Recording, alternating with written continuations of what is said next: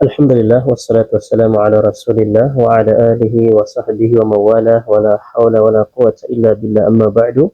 Nanda Afandi yang sebentar lagi akan melanjutkan studi ke still Wadi Mubarak ya.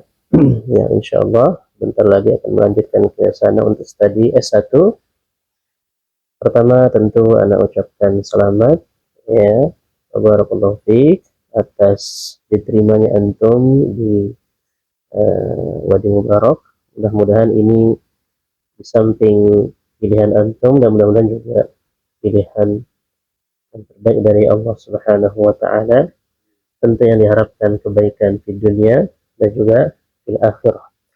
Maka sebelum kami melepas antum, tentu ada beberapa pesan, beberapa nasihat yang Anda mewakili guru yang lain bahwasanya hal yang paling penting diperhatikan kita semua sebagai thalibul ilm adalah yang pertama, ini bagi nasihat bagi Anda pribadi tentu dan bagi antum dan kita semua, harus menjaga dan meningkatkan keikhlasan dimanapun ya, dimanapun belajar, di pondok manapun, di lembaga manapun, di sekolah tinggi manapun. Yang paling penting itu menjaga al-ikhlas, keikhlasan. Wa ma umiru illa liya'budullaha mukhlishina lahuddin hunafa. Jadi kita diperintahkan untuk setiap ibadah, karena menuntut ilmu juga ibadah, harus menjaga keikhlasan, kemurnian tauhid. Lillah, lillah, lillah. Ini yang paling penting. Karena kalau sudah keikhlasan ini tertancap dengan bagus, maka insya Allah segalanya akan menjadi indah, menjadi mudah. Lihat para sahabat dahulu, yang paling pertama ditancapkan oleh Rasulullah adalah keikhlasan, tauhid. Sehingga mereka diajak untuk perang siap, diajak untuk berkorban berjuang siap, diajak untuk mentauhidkan Allah, beribadah siap. Dan ada rahasia yang ditancapkan pertama kali adalah al-ikhlas, keikhlasan. Dan itu memang berat, tetapi butuh perjuangan. Makanya ulama salaf pernah mengatakan, ma jahadat nafsi ala syai' mujahadatuha ala al-ikhlas. Tidak ada jiwa yang betul-betul berjuang, bersungguh-sungguh untuk membela, menjaga sesuatu, melainkan menjaga yang namanya kemurnian tauhid, menjaga kemurnian tauhid, keikhlasan. Ya, Allah juga berfirman, "Qul inna salati wa nusuki wa mahyaya wa mamati lillahi rabbil alamin." Ini harus kita jaga. Apalagi menuntut ilmu syar'i, menghafal Al-Qur'an, ya, maka ini penting yang namanya keikhlasan. Nah, ini pokok, pangkal, prinsip utama dalam melaksanakan ibadah, yaitu al-ikhlas.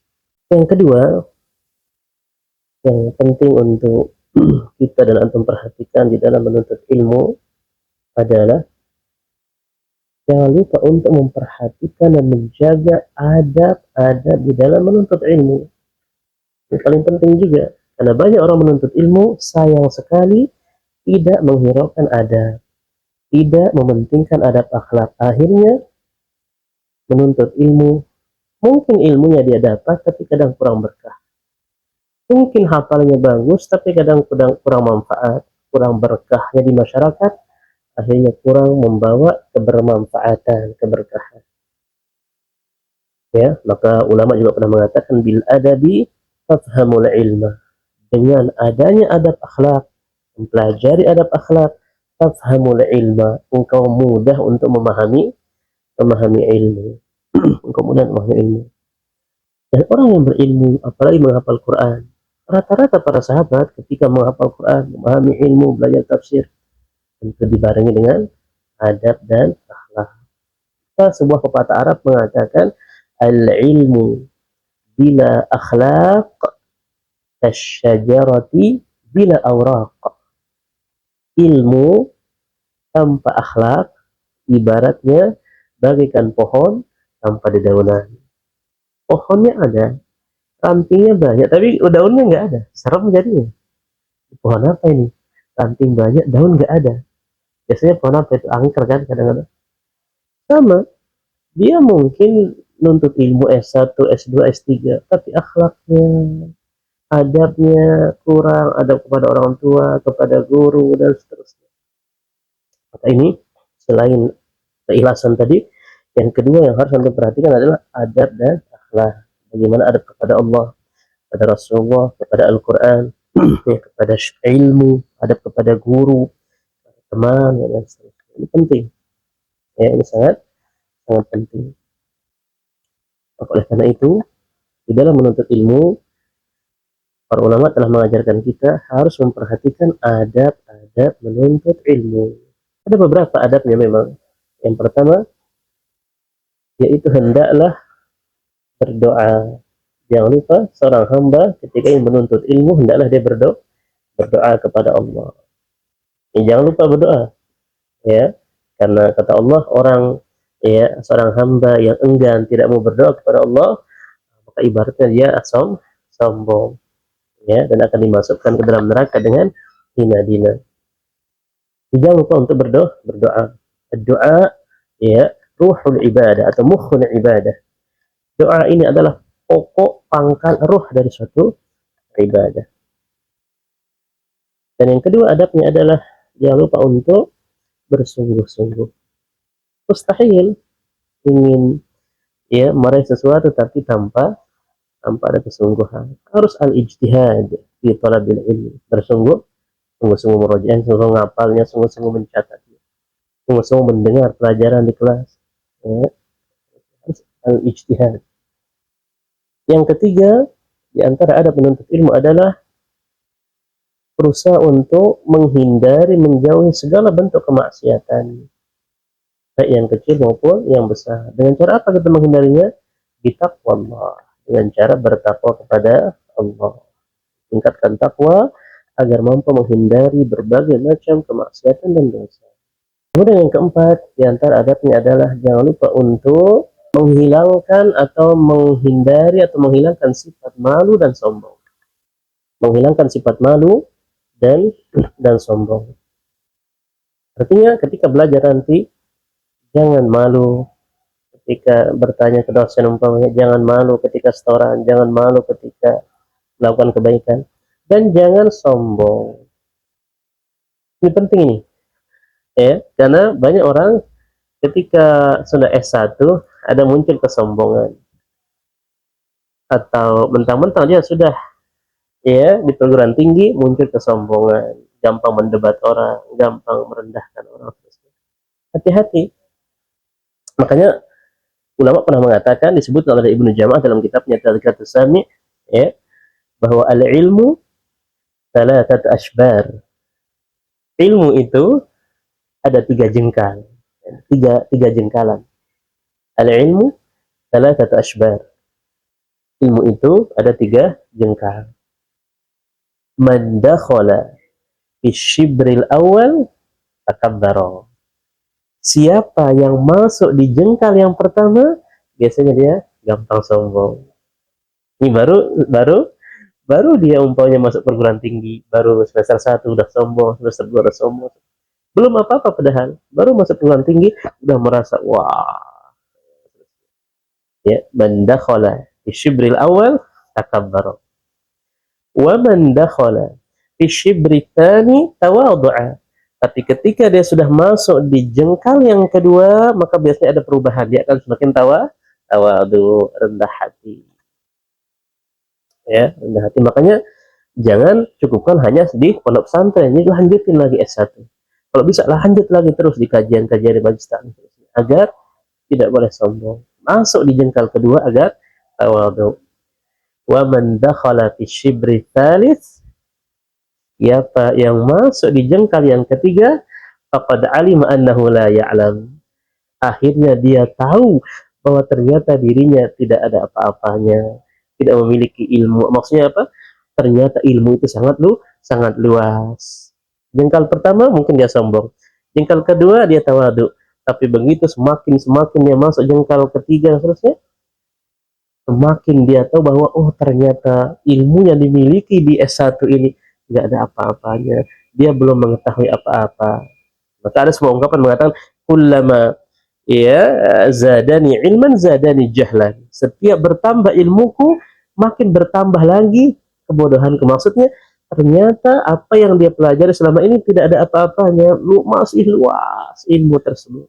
Sehingga tidak boleh sombong. Dan adab yang kelima tadi, jangan lupa untuk ikhlas kepada Allah. Dan yang keenam, berusaha mengamalkan, mengaplikasikan ilmu yang sudah antum pelajari. Bukan cuma dicatat, dihafal, tapi diamalkan. Dan yang terakhir, karena antum ingin ke Wadi Mubarak, maka biasanya di situ ada program Al-Quran, ya, program tajwid, tahsin, tahfidz dan seterusnya.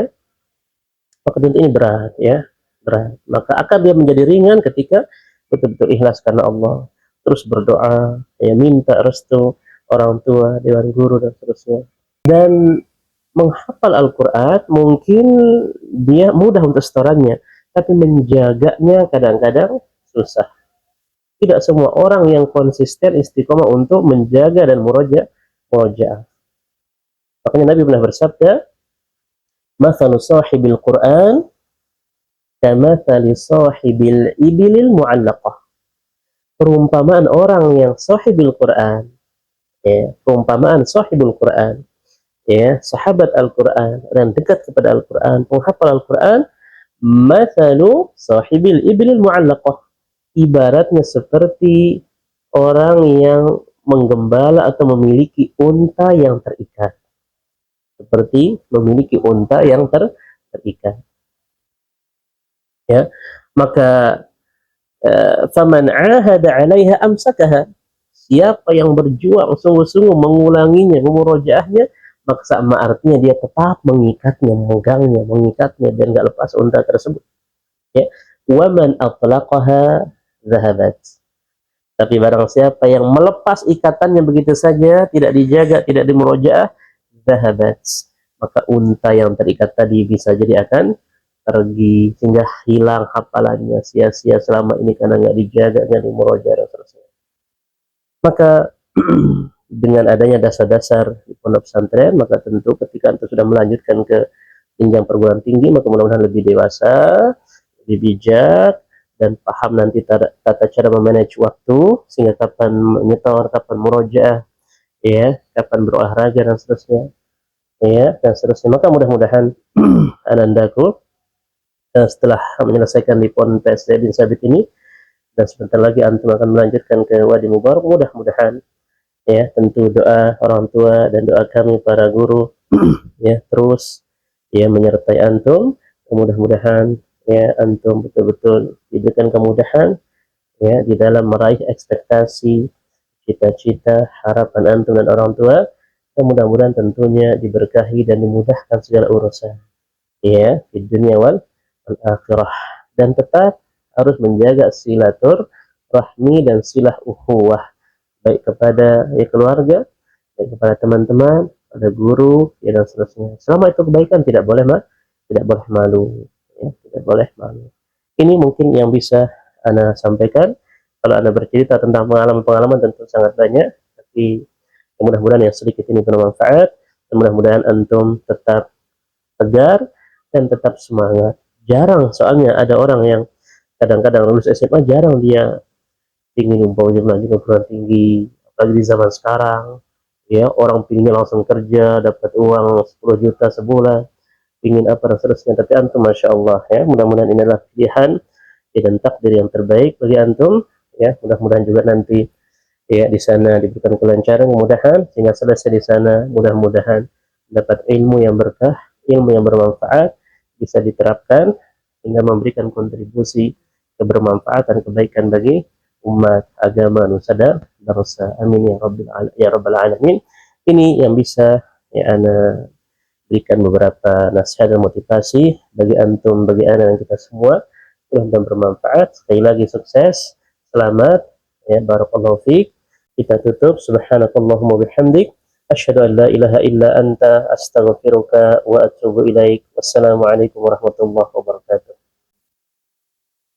Barakallahu fiik.